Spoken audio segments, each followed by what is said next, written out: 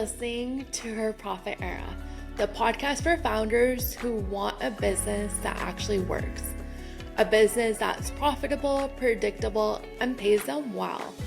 I am Cindy Kumar, a CPA, a fractional CFO from Abbotsford, BC, Canada. I'm the person founders call when they're tired of high revenue months with no money left over. I started this podcast because too many founders were chasing sales while their margins, cash flow, and bank accounts told a completely different story. I believe profit and money in the bank is the standard, not a bonus, and that every founder deserves clarity around their numbers. Each week, you'll get real financial strategy you can actually use and honest conversations with founders and industry experts about what it really takes to build a business that lasts.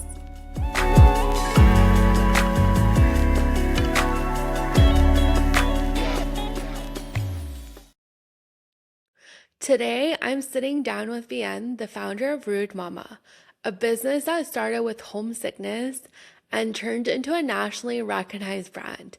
Viet moved to Canada in 2017 alone with no family support, no financial safety net, and no roadmap.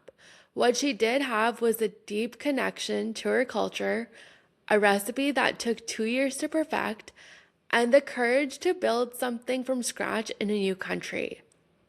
Her journey isn't the overnight success story we see online. It's really the quiet grind, the loneliness, the cash flow pressure, the moments where quitting would have made sense, but Viet chose to keep going anyway. That persistence led her to pitch on Dragon's Den, where Manjeet Minhas believed in her vision, gave her a deal live on national television. But what I'm really exploring today goes deeper than her pitch. We're talking about what it takes to build a business without a cushion, the emotional cost of doing it all alone, and what it means to carry your culture forward while building something new. This conversation is for the women building quietly, the immigrant founders, the woman doing it without generational wealth or even backup plans. Viet's story is a reminder that success doesn't come from being loud. It comes from being committed. So let's get into it. Hi, Viet. Thank you so much for joining me on Her Profit Era today. My pleasure. It's my absolute pleasure. Could you share a little bit about yourself? So my full name is Viet Nguyen, but you can either call me VN or just V. Um, I came to Canada in 2017 as Oh, an wow. international student, and and then what I've come after that is the history. But then before that, when I was in Vietnam, I have the a bachelor degree in finance and banking. And then after that, I used to work in the hospital in Vietnam for 3 years before I had to Canada. And when I'm in Canada, I study community work. So it's just like there's nothing in my life that like makes sense, but then somehow it's still interconnected. Yeah, and then now I'm doing hot sauce. Oh, wow. What made you get into and start up Rude Mama? The short the shortest question is the shortest answer is poverty. Uh, Oh, but then other than that, it just like there always a lot of passion about for me because I love food and I love talking about food, and then I fall in love with the recipe, the traditional recipe when I was in Vietnam. Like after we graduated, me and my group of friends go to a beautiful island in Bình Ba, and then this is where I tried hot sauce the first time, and then it's also really ignite my my love and passion for eating spicy food. Like I even train myself to eat more spicy stuff just so I can like handle the heat because before like yeah. if I see like a flick of chili in my food, like I'm such a princess, like I wouldn't even touch it. Or like somehow that hot sauce like changed my life. And when I came here, I have I have a lot of idea of like starting business. When when I came here, I worked in a restaurant, so a lot of those are just like opening another restaurant, um, like having a cafe. And then for me, because I don't have family, so it's just really challenging for me to start out because like for those you need to have people like right on the Right. back. And then among all of those, the hot sauce one is like the most viable idea for me at that moment. And then I know that I can do it by myself for the longest time. And then internally, it also like a really drive for me to showcase people the hidden gems of Vietnam where not a lot of people knows about. And then like when you talk about Vietnamese cuisine, a lot of the time it's just like phở or like bánh mì, and then that specific thing like it's not something like really tangible that people can carry in their pocket and then pour it on top of everything So and true. still taste the taste of Vietnam. And then that is really what I aim for. Like you have like a little things that you can always carry with you, and then like you can turn every meal into a piece of nostalgia. Like you can still take the taste of home whenever you go. That's such a beautiful story. Did you have like family support or like anyone in Canada helping you with anything here? Well, I make family along the way. Like I don't have family here, and like and then also I did have like a little bit of trauma with my family back Oh home, so like no. I cut connection with them, and then like for the first 5 6 years living in Canada, like I don't talk to anybody. Like I'm trying to like stay away Oh, from my actual community, and then with the business, it bring me back into into into the like before. If you don't talk to me, like I don't talk to you yeah. at all. But then through the business, I got a lot of friend. I got a lot of people who treat me as part of their family. And then those I usually joke because my co-packer, the manager of the facility who co-packed my hot sauce, he's like an uncle that I don't have. And then like he look out for my hot sauce, and then he look out for me all the time. And then those are like the beautiful relationships that I call my chosen family. Aw. That's so sweet. Yeah. Just like at the beginning when you were creating like Rude Mama, were you in school at the same time, and then just kind of bootstrapping your way, or were you able to get like some funding or like loans? So when I was in school, I worked 3 jobs at a time to put me through school because Oh wow. I don't have support from my family. Um, and then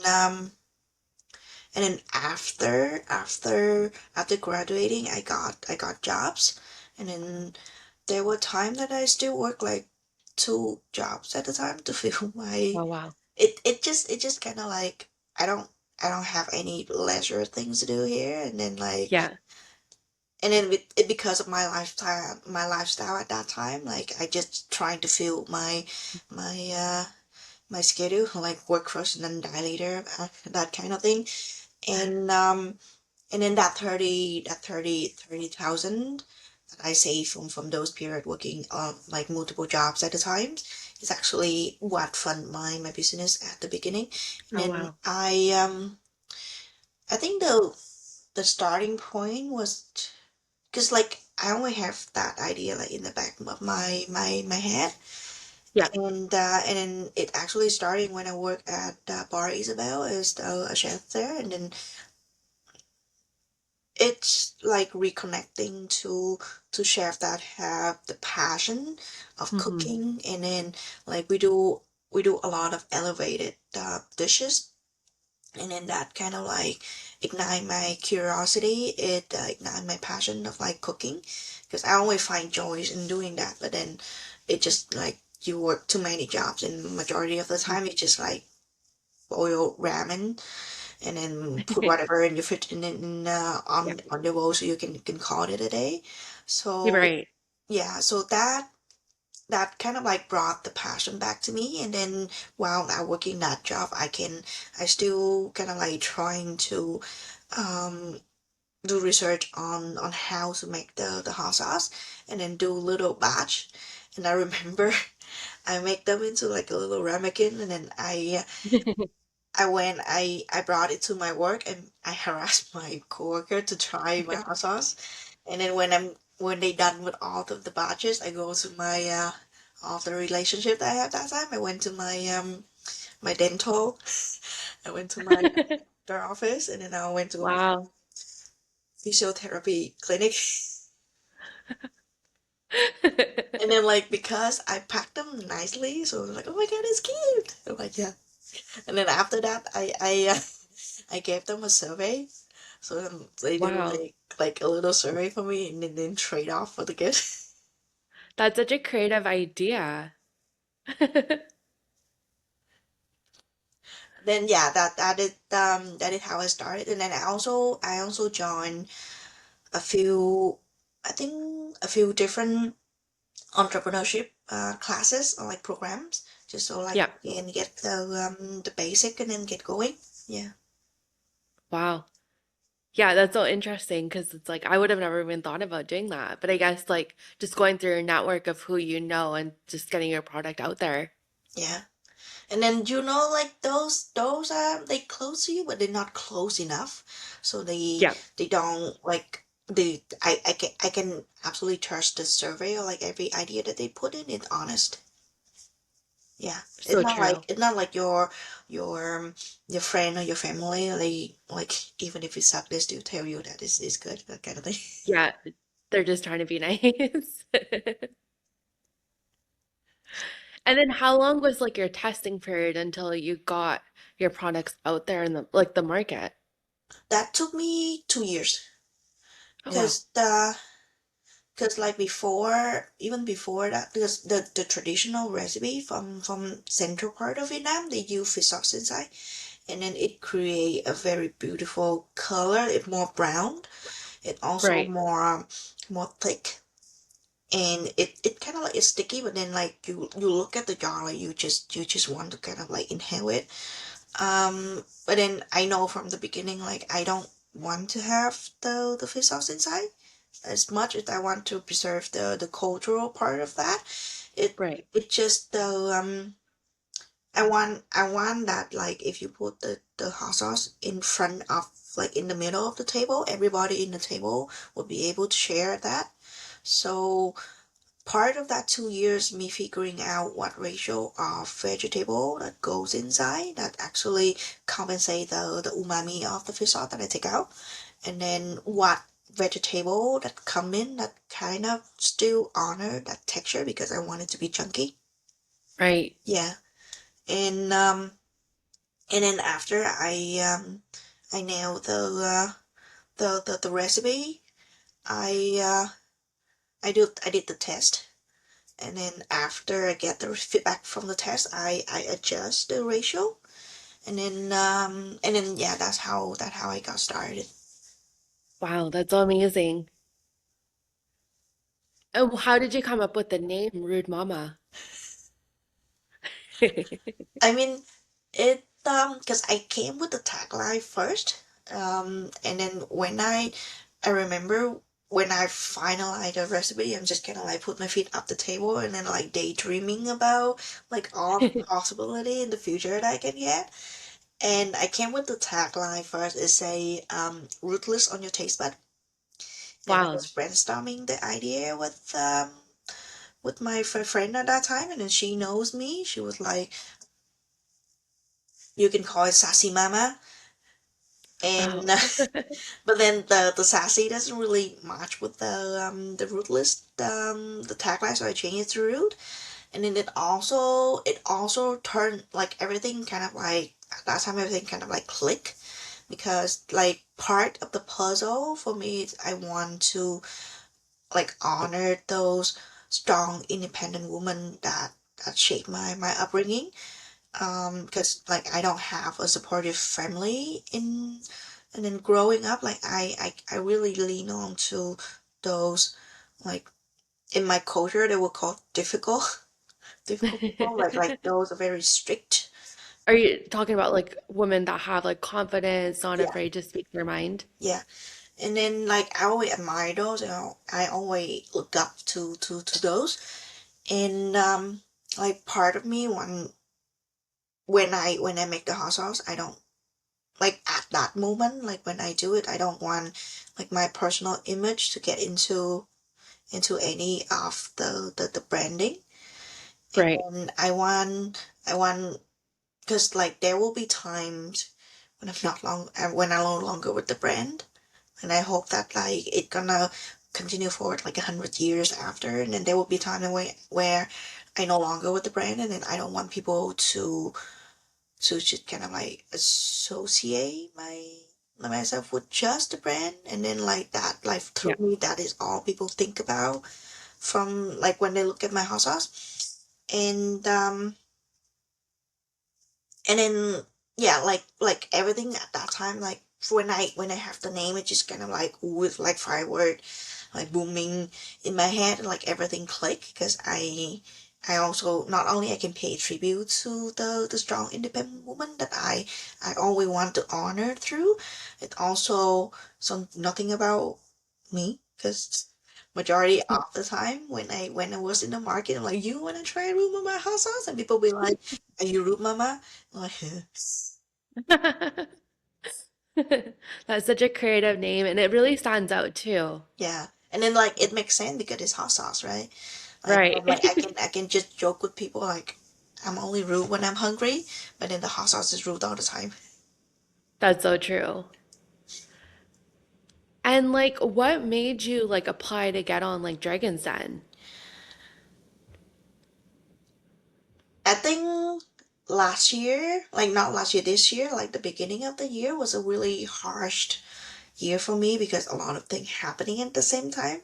Uh, like tariff, and then like the economy kind of like showing like a recline, Yeah. and then it's just like me looking through all the possibility that I can do. And then I think at the time when I applied for Dragon Inn, I was like in the not really like the yeah, I kind of like in the rock bottom of the business, and then they were like what hurt. Oh. So I applied for that. I didn't put too much hope into that. It's just like let's see what out there, because I like I was in the business about 2 years. Like when I did the audition, like shy a little bit shy of 2 years when I had the audition. So it kind of like I see two circle of my business, Mhm. and then it just like I've been in a bunch of the networking, and then they approached us like a year before. They approached us the second time. I'm like, yeah, maybe it won't hurt. Like I'm not gonna wait Yeah. into the third times is a charm. So I'm not gonna wait into that, and I apply for Yeah. it, and then the rest is the history. What was it like preparing for all of that? Like with the pitch, understanding your numbers, like practicing? Like was that really like a nerve-wracking kind of Oh process for yeah, you? oh yeah, oh yeah. Like in terms of the pitch, I I kind of like have three different pitch. Like when I talk to face to customers, more about explaining the flavor, the pairing option, and then like when you go to pitch competition, it's more about numbers. So like I don't Right. get to talk too much about in depth about the products. And then there's a budget I only wanted to talk about is like do a descriptive, very descriptive about each of the households as the family members. And then it just, when I talk to consumer, if I say that, it's gonna be too confusing. When I talk in a bit competition, like if I talk like that, I don't have time for like any other thing that are required. Right. And so like that. I think it's like the most fun part for me to kind of like craft that pitch for Dragon Den.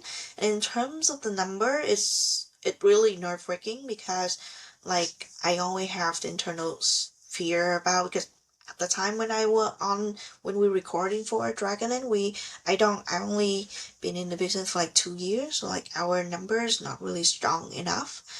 Yeah. And they cut the number part down. But then it's like one thing that I learned is like if I give a disadvantage, it better I have like a little explanation. And then like my Right. explanation is like I'm only 2 years. And then I like it true that I lost 100 in revenue last year. But then that is because I have so much that I need to invest on, and Right. I need to build up, like build the foundation for it. And then like the part that they cut out is like me explaining, because like my strategy is like I invest what I need to invest, and then this year we run as lean as possible just to recoup that. And then like at this point, like I'm confident to say that I'm get out of the red zone and I'm getting profit now. Right. Yeah. Yeah, I feel like a lot of it ends up being like reinvesting at the beginning of running a business. Yeah. And were you expecting like a deal at all, or was it just more awareness on like Rude Mama and what you're building? It's funny because one of my most daring things is I went on Temu, like after I got that, I got the agree that I get to get in Dragon, in the den. Yeah. And then I went on Temu right away. I got the gun that shot money. And then I wanted to call it my money shot. And then like again, like I all kind of visual thing that I in my mind, and then in my head at that time we were like the dragon gonna fight for me, because I was so Right. pleased with my pitch, and like the dragon gonna fight for me. And then like if the camera zoom in, like there are two dragon like fighting back and forth, because like you see on Shark Tank, like on Dragon, like they always fight for like if the pictures is strong enough. And then like if Right. the camera zoom in, like the dragon fight for me, and in the back I'm like I shooting money. Nobody fight for me. I got the the deal from Majid. And then Right.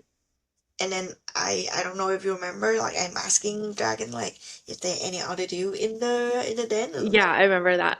yeah, internally I'm like fight. And Yeah. then like it and every single one tap out. I'm like Aw. and then Were like you nervous? Or did that make you more nervous?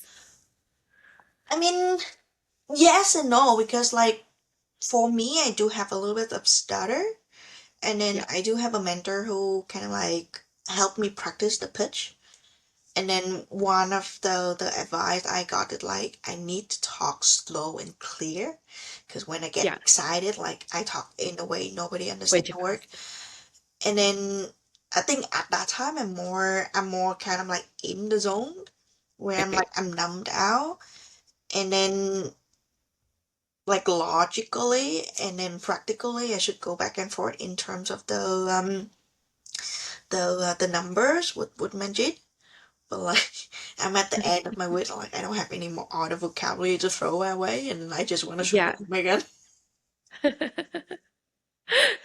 But like when I go home, I'm gonna pee myself.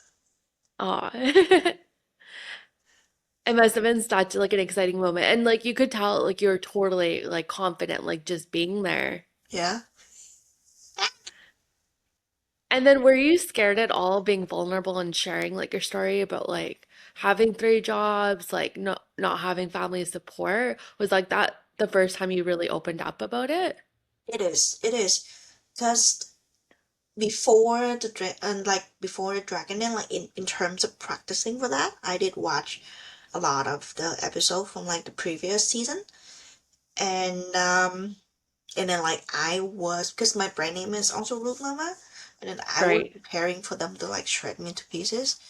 And then I Yeah. remember like when I'm driving around, like I practice my pitch, and then I'm trying to kind of like go back and forth on how I would answer the questions, because I know there would be a lot of other questions in the den.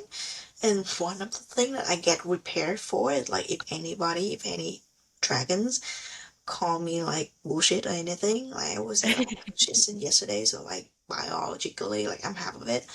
And then Yeah, like I would I only prepare for the worst. And then when they ask me about my family, I think the first thing that pop up in my head, I'm like, oh shit, I'm not really prepared for that. yeah, And then like we go, like I answer a part of that, and then the next question is still about my family. Like, can you? right. No. Oh, But I'm glad I didn't have like a mental breakdown on the day about that. But then it I'm pleased with what the outcome was. Yeah. And then like you never been like vulnerable enough in terms of talking right. about that. And then I think the fact that I being vulnerable is actually connecting well with Mhm. a lot of audience, and then a lot of the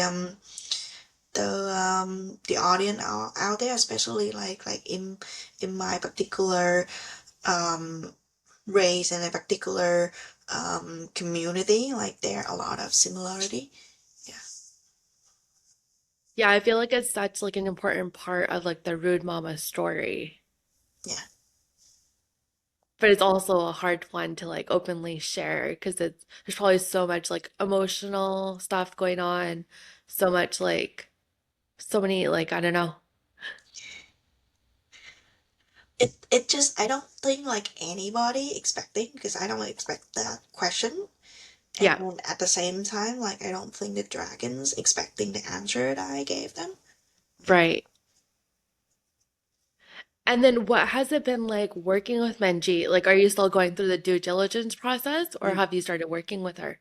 We still working on the due diligence, and like she really loved me, and then I'm truly lucky and an honor to have that. I remember when because the what the dragons then, like they don't let you know if you made it in the air day Right. like 3 weeks in advance.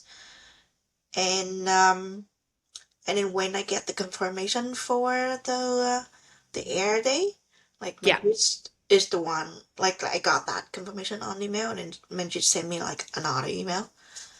And then like I'm so happy that your air day is confirmed on that day. And then she was like Oh, even more happy than me.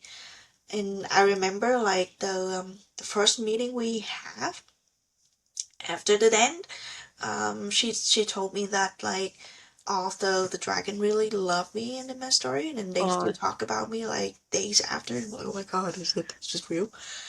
yeah. And then she told me like she actually like lobbying with CBC to air my episode. Aw. Yeah. And then do you know like how long the due diligence process is gonna take? Mm, probably. You have no idea. Yeah. For me, like it I think for me that part is like going like apply for university kind of like you did your part, Yeah, you did the application, and now just like get it out of your hand. just waiting. Yeah. Did you make any changes to your business like after the show aired? Oh yeah. Like the show, like when I was on the show, we record back in June. Yeah, June. I only have 70 plus store at that time. After the Oh show, wow. like at this moment, I have over 90, and then we Wow, heading toward 100, like the magical number 100 soon. And then, that's uh, exciting. yeah, and then like usually, because usually like on the online sales channel e-commerce, I only have about 10 order a month, because we new, and then I don't have any budget to like run ads or anything. So Right. majority of the people who come into my site, like they know me from the market, they haven't buy at that time, so they go back and they buy. and it's a lot of like footwork and then pushing.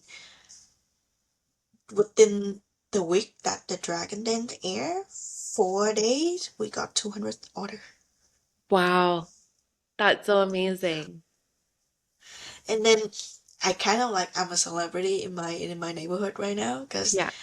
there were time that I walked my puppy, and then there was like one lady walking ahead of me, Aw. and then she turned around, she did the double take and like, did I see you on TV?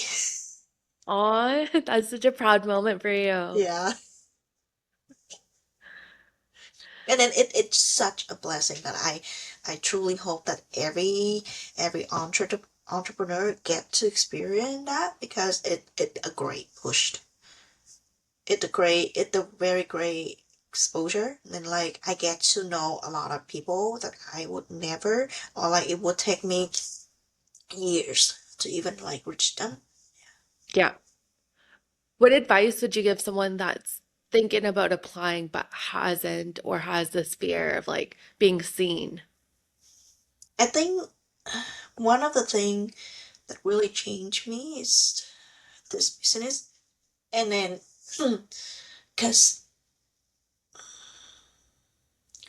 like having a business is like having your own baby, and Yeah. then it not it no longer about you, and a lot of the decision is more about what is the best for your business, what is the best for your baby. And then if you see your business is like your legacy, like Yeah. something that you passed down to another generation, like your family.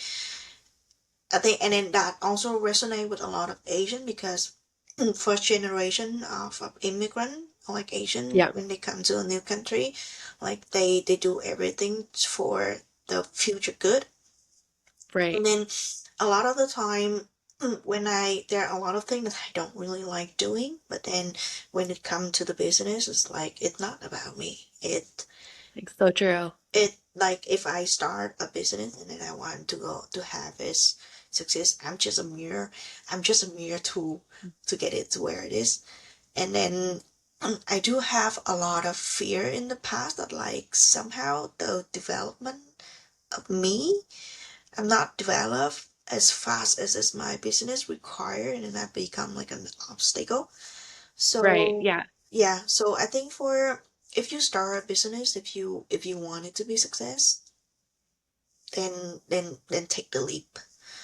And a lot of the time, like yes, there are controversy. Like I never think how it gonna be, and then I never know how the future hold. I never know what the final edit gonna be, and then like before it actually air, like I have all the fear because I fear for the worst, and then Yeah. I make a reel on Instagram saying like what if I suck. Aw. But But you're so great.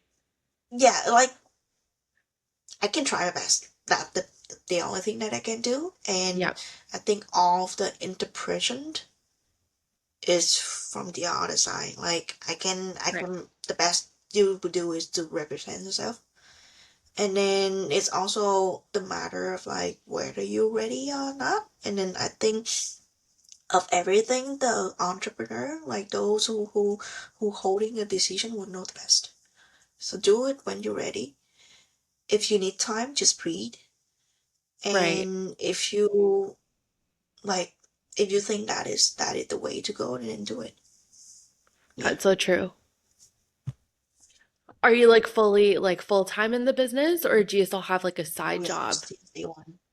Since day Full one. time. Because I think I have like I didn't know about that. It's only after I date my boyfriend when he told me I have ADHD. Yeah. And it just like if I have, and then it been proven in the past, like if I have two things at once, Right. it's hard for me to kind of like Focus. not really focus, but like keep the balance. Like unless Mhm. it's like corporate jobs, and then like I don't. But then still, like I still have like a really heavy responsibility attached to whatever I do, and then like no matter if I do like part time job or do full time job, like I work like I'm actually in it, and then if I And then I know mentality I'm like that. So like if I have like another job, like, it won't be fair for my business to, yeah. So true. Did you have like a safety cushion of cash before you fully quit your both other jobs? My 30,000 is my cushion. And then Okay. like a lot of the time, like I'm always running fears. And then a lot of the time that like I do, like in the back of my mind, I do have kind of like a backup plan. Like if I go under that, then Yeah. that is my chance. Like that's just my window, that's just my chance. And if I go, if I go through the end of that runway and then like nothing moves, then I have to get out and then like rinse and repeat, like get Right. another job, like get another two jobs. And I've been so lucky so far. It hasn't. But then there was a lot of the time where, especially like at the very beginning times when nobody knows about me, I'm still like a no names. And then I do Yeah. market, and then it's the dead market. You don't know until you be there.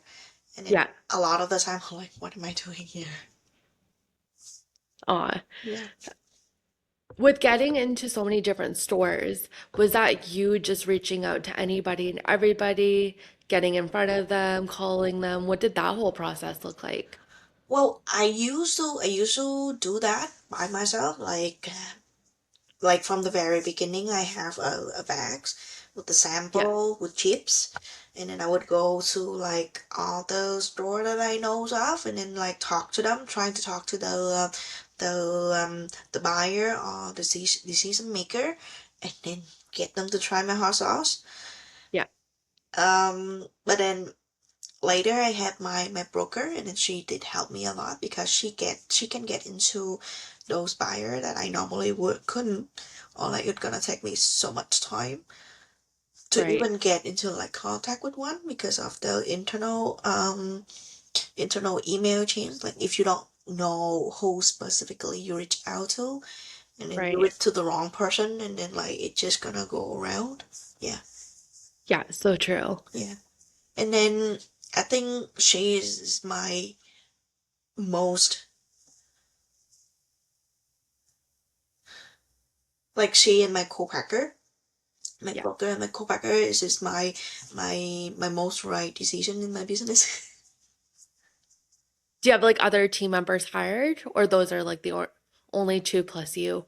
So I don't currently have anybody hired in my like employee right now, and then we working toward like next year the goal that I want to start to have like at least one or two hired employee. Right. Right now we do work with the third party.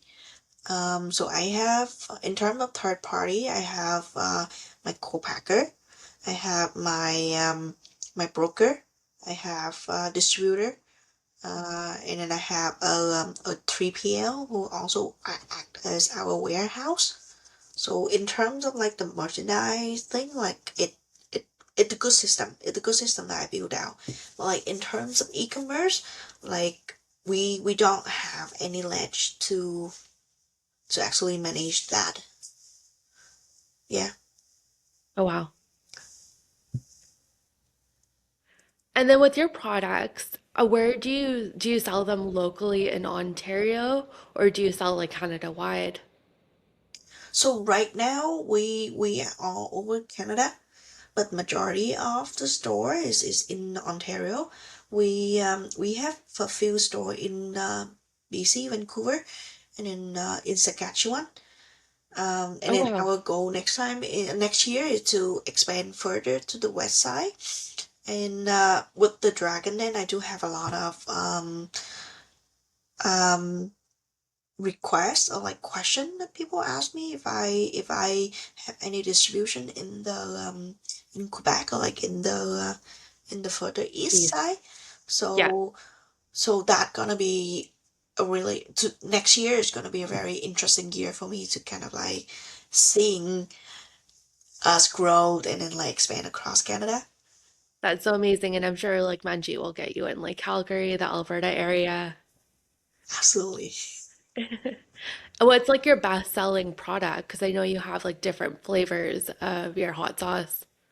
So the mango one is our golden gel. Cheese is our bestseller. And then I think after the dragon den, people shed more light on the pineapple, which is the middle gel. But then the a little bit like they sell like the fruity sells really nicely. Like Yeah, they and then it just like it's the matter of taste. And then if you couldn't choose anyone, like we do have the gift yeah. set, so like the idea is you get the mom, you get the kid, you get the whole family, you leave no one behind. Oh, it's such a great idea. And then how was it like figuring out like how to price your products and like figuring out like shipping and delivery? Because that's like a lot too. So in terms of pricing, I did put a lot of thought into this. Like at the beginning, because I don't there are two main reasons that we use a very we use the kind of jar instead Yeah, of the traditional long thin bottle. And then there's a part like my favorite part in Dragon Den, but they cut it out. Is like I explaining why I do what I do, and yeah, I tell the dragons that like I don't want my child to follow any like model image of like long neck thin leg long leg thin neck and like we chunky and we like that. yeah. So the reason is like our hot sauce is very thick, and then if I put it into like the long thin bottle, it's hard to pour out. And then Right, also when I do it like this, it's easier for you to to scoop it out and do marination with that rather than the long thin bottle. right, And then I know, and then also I know that like with the volume that we offer you a great value, a really good value. And from the beginning, like I did a lot of price comparison. Like also other may call it like the competitive analysis. Like I look around right, in what in the market, and then my my main competitive is actually like artisan craft, no filter, like premium hot sauce, frank hot sauce, or like Tabasco it's very different. It's not something that I want to compete with. And right, and then with those, like the price range is around 12 to 13 right. for one bottle. And then with us, our price like 15 because I know like if I price that 15 Yeah, per volume, we still much cheaper than them. And then with that 15, give me enough buffer. So like for the longest, because usually in terms of business, it usually on average it take about like 5 years to actually see the trending and like the profit. And then I right, don't want so I would say like 5 years is my foundation runway until I go to the next phase. So like within that 5 year, and then with all of the inflation going on, like I don't want to go right. back and forth and change the price. So I know if I go with 15 for that 5 year, I'm saying I don't have to go back and forth and then change the price and then make it more complicated. So yeah, That's so key. yeah, And I guess like the research is because you're just preparing and making sure everything all makes sense yeah, rather than going back and forth. yeah. And then like I did do like a bunch of batch testing to see, because for me like if I go and I buy produce like yeah, produce like fruit and vegetable by myself, I Yeah, would get the highest price possible. So with that, like if I do it by myself, I won't be like I wouldn't have to like change the price every little time. Like yeah, yeah. that's so true. And then, did you hire like a bookkeeper and accountant like right away when you started the business? So in terms of the accountant, I like the first year, I still remember myself. I did like go to an accounting firms and then do like the final year book. Mhm. Yeah. It didn't really work out for me because like the way they do the booking is they gather 6 months into a bunch. Yeah. So like when I look into my my statement, like for example, like if the final, because I start in the middle of the year in July. So like July, August, September, November, October, November, you see nothing, and then like all everything go in like one Mm. column in December, and this Yeah. which is like a nightmare. And then after that, and then like from the beginning, like 6 months in the beginning, like I still be able to like do my book because not a lot of thing happening at that time. Yeah. And I think it started to kind of like increase in like about a year after the business. And then after I see that kind of like catastrophe, you know, like, and then I start to get referral, and I start asking around, and then I get referred to the accountant that I am working right now. Yeah. Yeah. And what do you have planned next for like the next 3 to 5 years, other than like expanding across Canada? Are you launching like new products?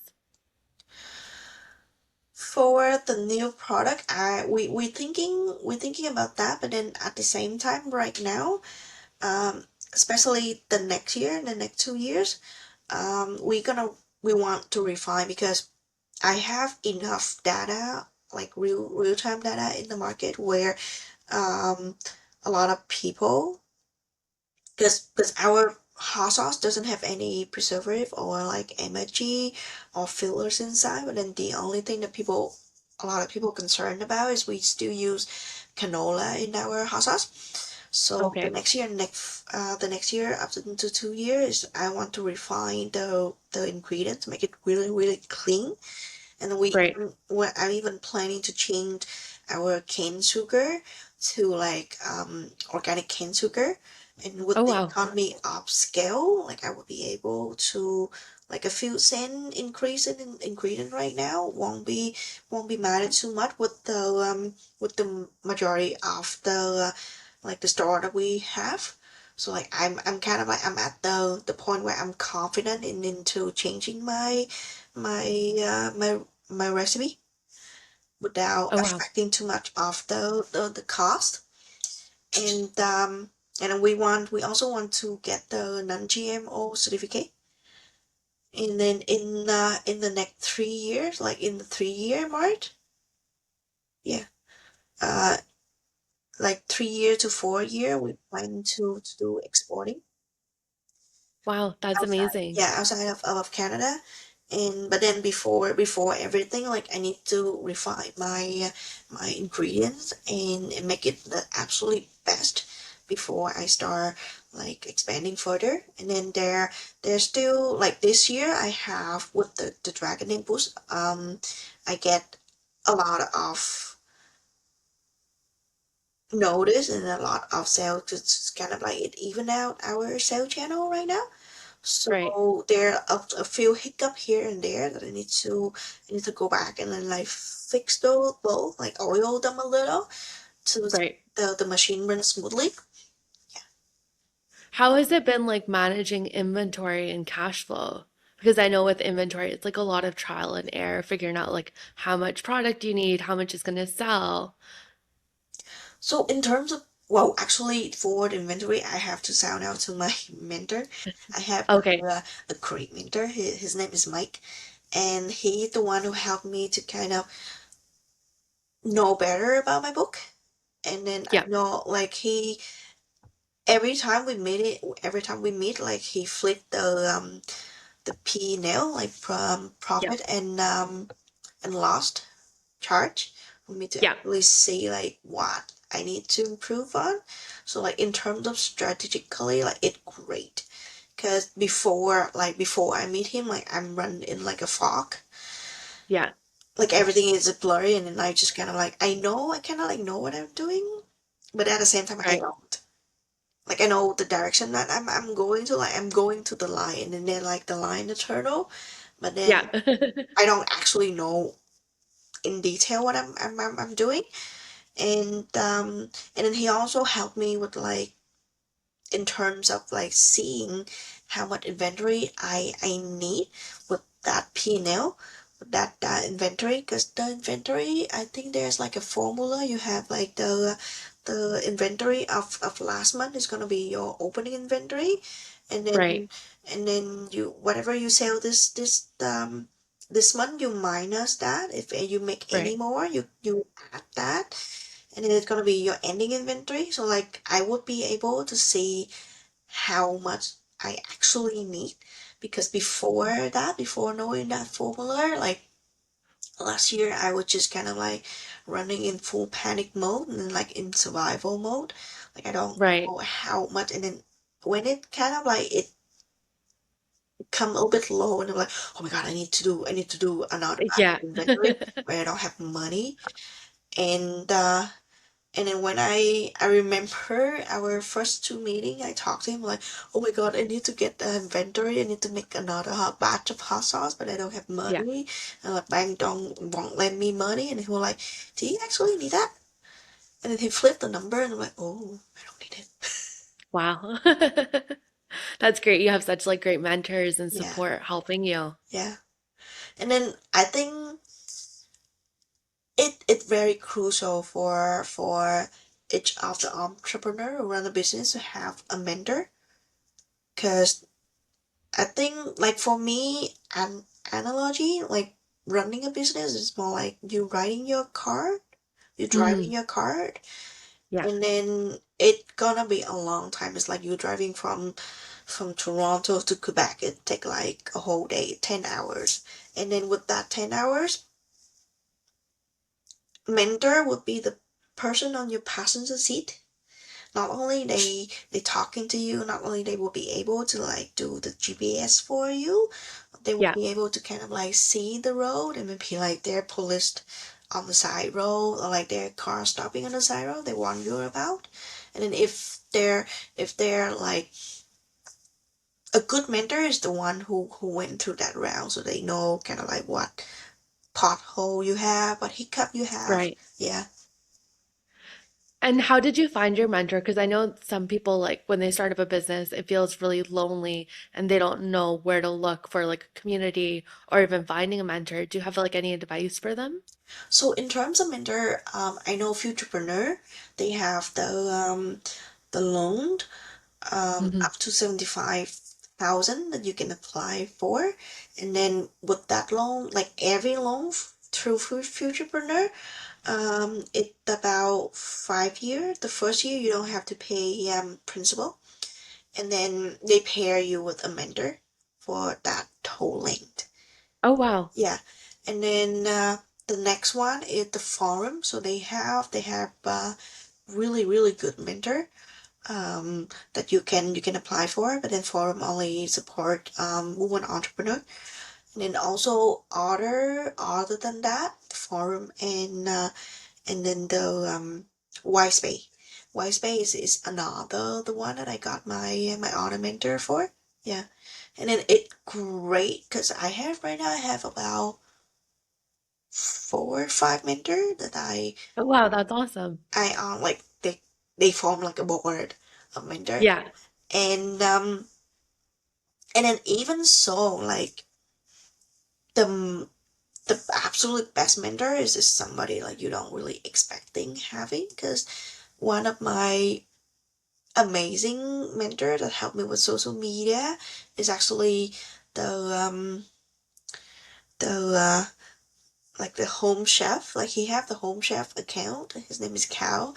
He had the home chef Yeah. account on Instagram, and then he just reached out to me like I think randomly, and then we do some content together, and then like he helped me a lot. Like he did have like a full on, like he doesn't keep trick under his sleeve, and then he leave with his arms open, and then it great. It helped me a lot in terms like refining my my social media strategy, because Wow. before meeting him, like all I do is just like a very corporate Hmm. still image, which doesn't Yeah. give me any follower. Like the best I got like 2 like, and that will be Yeah. it.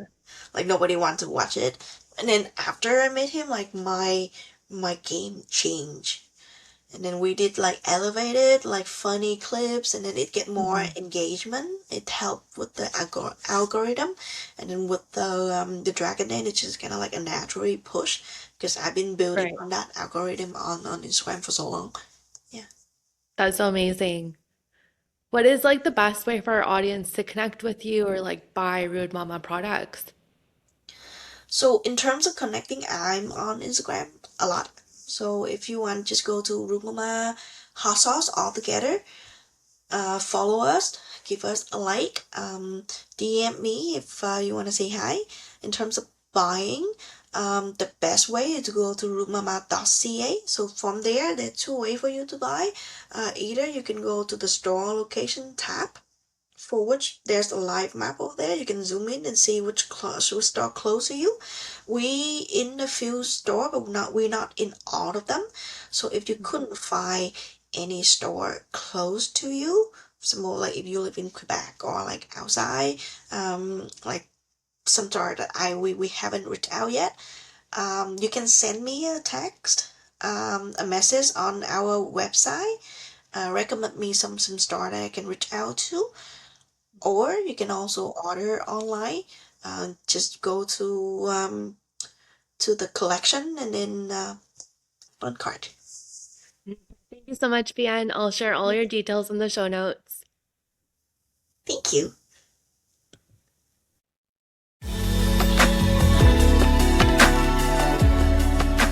If you're a founder who wants real strategy, not noise, and you want someone in your corner helping you build a business that feels aligned, is profitable, and actually supports your life, you can apply for CFO on Call. This is my one-on-one financial partnership for established founders, typically making between $500K to $2 million, who want clarity, who want structure and confidence with their numbers.